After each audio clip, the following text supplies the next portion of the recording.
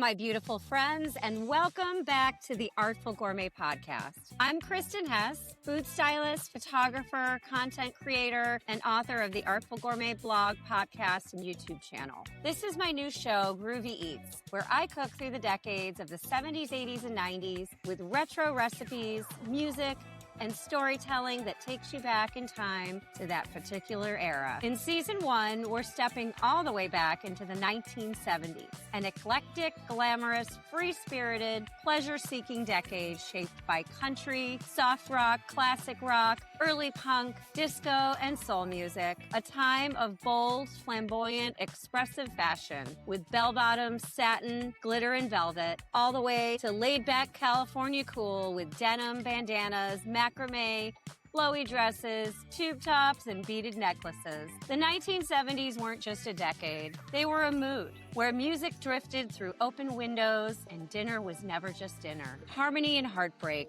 disco balls and desert highways, comfort food and cultural shifts. Every episode, we go back to the songs that shaped us and the dishes that sat on the table when it all happened. Here's the groove. Welcome to Groovy Eats, where we cook through the decades, one groove at a time. Each episode of Groovy Eats brings together the flavors, music, and memories of a moment in time, the dishes people were eating, the drinks they were sipping, and the songs playing in the background. Today we're stepping into May 1978, when disco ruled the night, dance floors sparkled with mirror balls, and a brand new song by the Queen of Disco was about to take over the world.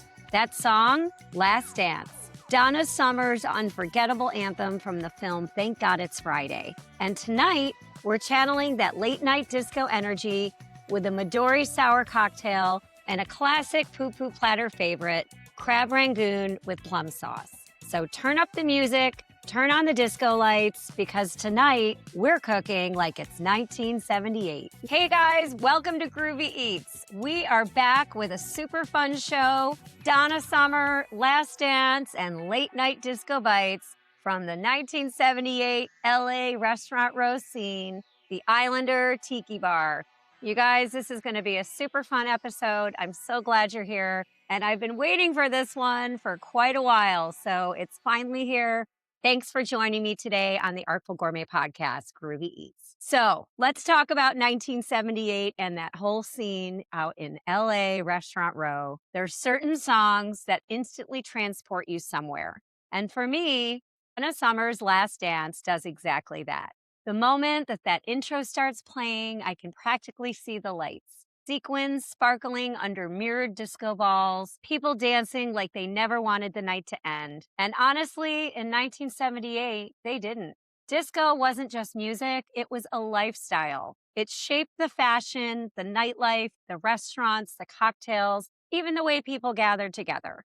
And in May of 1978, disco officially hit the big screen with the release of Donna Summer's movie, Thank God It's Friday. That's where Last Dance first made its debut. Donna looked amazing singing on stage. And that song, I don't know if you guys know, they actually won a Grammy for that whole song, and that movie won an Academy Award all because of that song. Now, if you haven't seen the movie, it's a little crazy, it's a little retro, but it's super fun. It's very 1970s. It's actually kind of funny to watch, but I really wanted to see Donna singing that song and really to just get the whole gist of the disco scene down in LA, Restaurant Row, Osko's Disco, which is where they filmed the actual movie. That was a place. I mean, in the movie, they called it the zoo, but Osko's Disco was a real place right there on Restaurant Row. And, you know, people would go out before the disco and they would go out after the disco. So it was an all-night affair.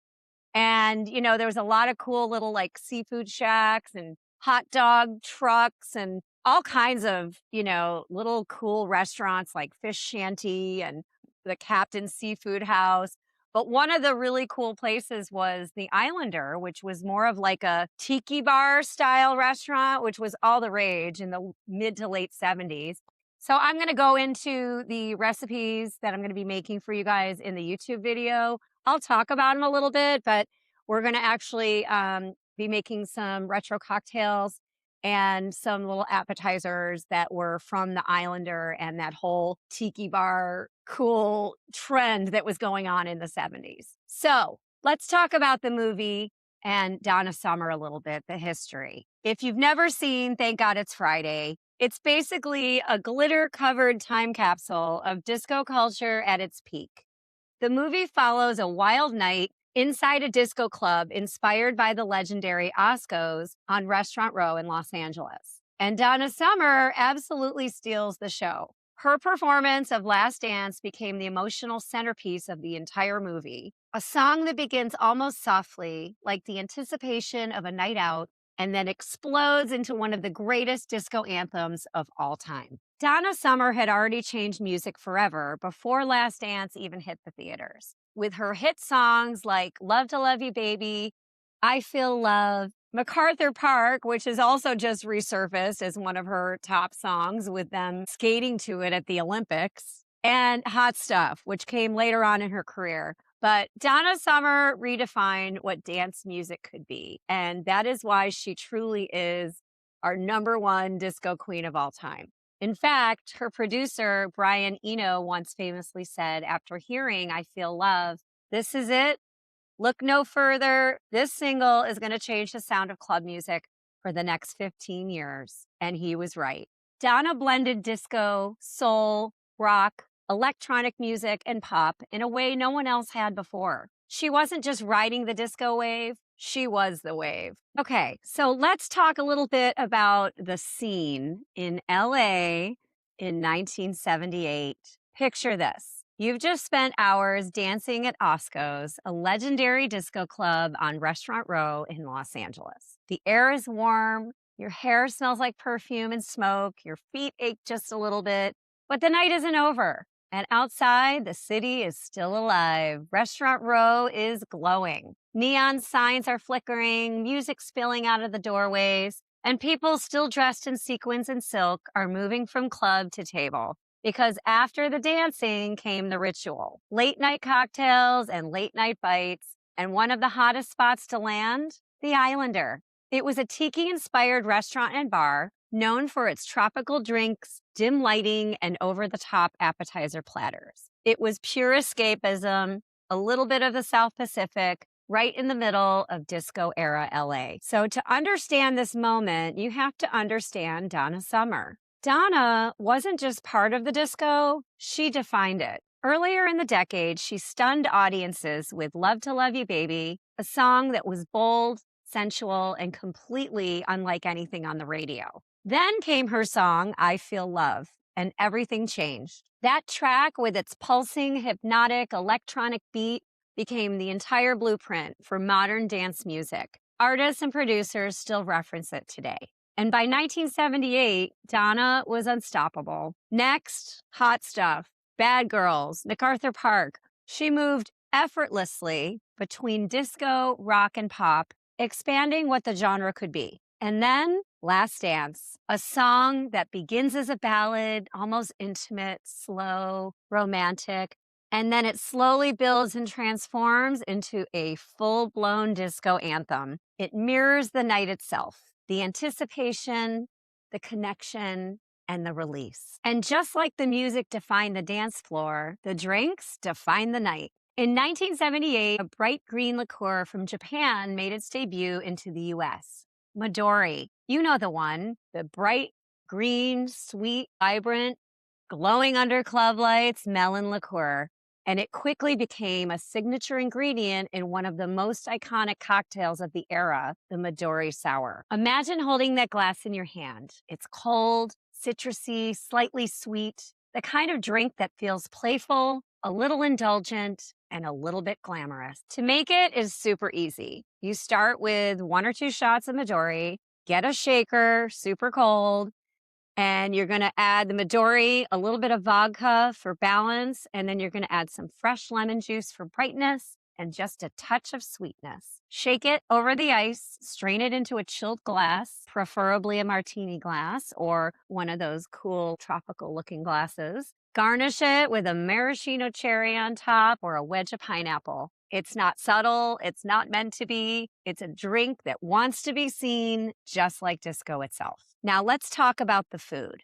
Because after hours of dancing at the disco, you weren't looking for anything complicated. You wanted something hot, crispy, comforting, and that's where dishes like crab rangoon came in. Crab rangoon was all the rage during the tiki era back in the 70s on the poo-poo platters that they served at the Islander. Poo-poo platter is really just a big old platter of crispy fried shrimp, crab wontons, different types of dipping sauces, skewers, all kinds of cool, like tropical islander little snacks on sticks or finger food. And it was huge, you guys. And it was piled up so that a group of people could come after the disco and just eat some late night bites and late night cocktails together until the sun came up. So that's where dishes like crab rangoon came in. Creamy crab filling, wrapped in a delicate wonton, and then fried until golden brown. It's crispy and served with a sweet, tangy plum sauce. And it's the kind of bite that hits all the right notes. Crunchy on the outside, rich, smooth, and creamy on the inside, salty, sweet, and just a little indulgent. To make them, all you guys got to do is blend some cream cheese with lump crab meat, add some green onions, a little bit of garlic, a splash of soy sauce. Then you're going to fold the mixture into the wonton wrappers. Just a little scoop is fine. You're going to pinch them together like a little purse. You're going to fry them in hot oil until they're golden brown and crispy. And you're going to serve them immediately with the plum sauce. It's going to be absolutely delicious. While they're still warm, they're still crisp and still irresistible. And if you were sitting at a table at the Islander in 1978, this is exactly the kind of plate you'd be sharing, alongside cocktails, laughter, and the hum of music still playing somewhere nearby. So the tiki culture in LA and the Islander, it wasn't just about the food. It was part of a larger movement. The tiki culture was huge in the 70s, especially in LA. It was exotic, it was escapist, it was theatrical. They had flaming cocktails and poo-poo platters. It offered something completely different from the disco floor, but somehow it fit perfectly into the same night because everybody went there afterwards after dancing and drinking all night long to hang out and have some late night bites and late night cocktails together until the sun came up. I'm going to be posting some pictures for you guys, not only of the recipes, but also of the Islander back in the 70s and pictures of Restaurant Row in LA, of the fish shanty and the captain's table, and that hot dog pup stand that I was telling you guys about. It was a total vibe. And I just love that, they actually filmed it at that Osko's disco that they called the zoo in the movie, but it was really seriously a big disco scene. And, for me, what I love about this moment in time is how everything connected. I was still a kid in 1978, but we used to go roller skating and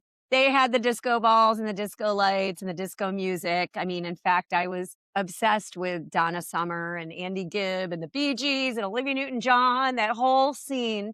So I can't imagine how much more fun it would have been, to be in my teens or 20s going to the disco back in 1978. But everything was such a vibe, right? The music, the food, the fashion, the energy, the lights, the outfits. I mean, it was just so expressive and bold and joyful and laid back and fun. The outfits. Oh my God. I never wore sequins, but I did have the pom-poms on my roller skates and we did have the disco lights at the Omni roller skating rink and Skate Town. And, I know there's people that look back on it and maybe they didn't live back then, or maybe they lived back then and don't really connect with it. But for me, it's the memories, it's the vibe, it's the music.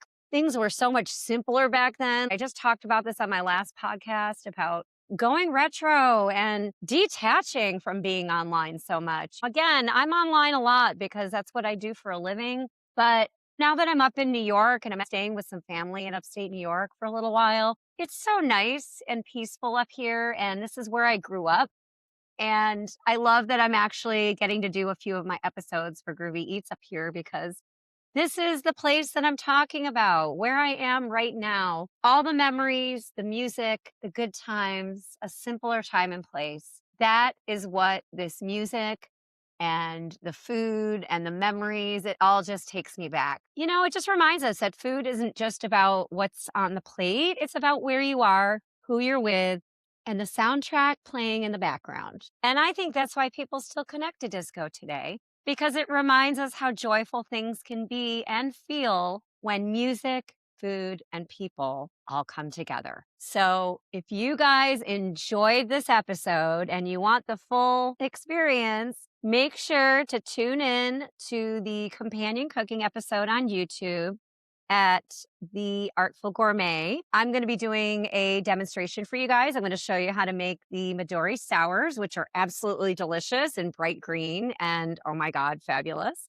And I'm going to show you guys how to make the crab rangoon with the plum dipping sauce. It's super easy, super delicious, and it's a perfect excuse to get some friends together, throw on some sequins, put some Donna Summer on in the background, have a few cocktails and late night bites, and a disco party of your own. Why not? Those were the good times. And I'm also going to be doing a blog post and an essay on my Substack page where you guys can download the printable recipes. I'm going to be diving a little bit deeper into the history of Donna Summer, her music career, her top song, Last Dance, a little bit more about the movie and the culture of Restaurant Row in the late 70s in LA, and the whole disco scene. She really is the disco queen of all time. And I couldn't think of anyone better to highlight for this episode than Donna Summer, and the fact that it was the #1 song this month in 1978, and that's when that movie came out. I thought it was a perfect time to get this song and Donna on the Groovy Eats show as one of the highlights for the disco era in 1978. So again, check back for the YouTube video. I'm going to post links to the blog post with all the recipes, photos, music videos.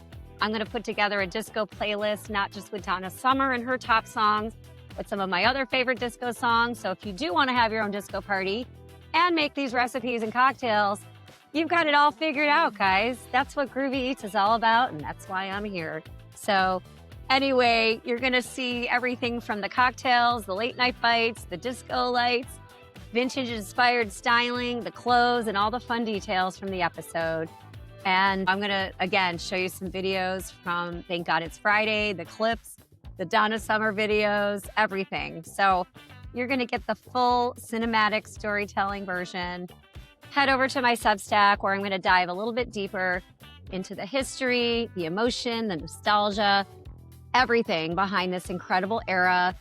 LA, Restaurant Row, Donna Summer, the whole disco scene. It's just going to be a really fun multimedia experience. So make sure to visit the blog, go to Substack, check out my YouTube video. And of course, if you love this episode and you love my show, I would love if you would comment below. What are some of your favorite songs? What are some of your favorite recipes from 1978 or the late 70s? What's your favorite disco tune? Who's your favorite disco artist? I'd love to keep the conversation going. And if you'd share it with a friend who loves music and retro recipes, I'd love that as well, because that just keeps me inspired and helps the show grow when you guys comment, rate, share, all the good things.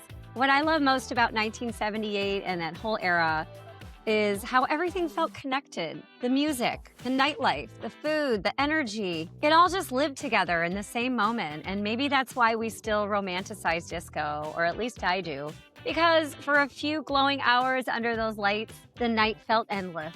And, even if I was a kid and we were just doing roller skating, the disco lights, the music, all of it, it kind of transported you to another time and place. And I think that the late 70s are an era, as well as disco, that you can never recreate, right? It was just one of those moments in time and a period of just fun, letting loose. We had no phones, no internet. People just went out and had fun, and they danced and they sang and they ate and they drank. What better way to live life than to live life on the edge a little bit and throw on some sequins and dance the night away to a cool cocktail and some late night bites, right? So I just want to thank you guys again for joining me on Groovy Eats. This is where we cook through the decades, one groove at a time. And until next time, stay groovy.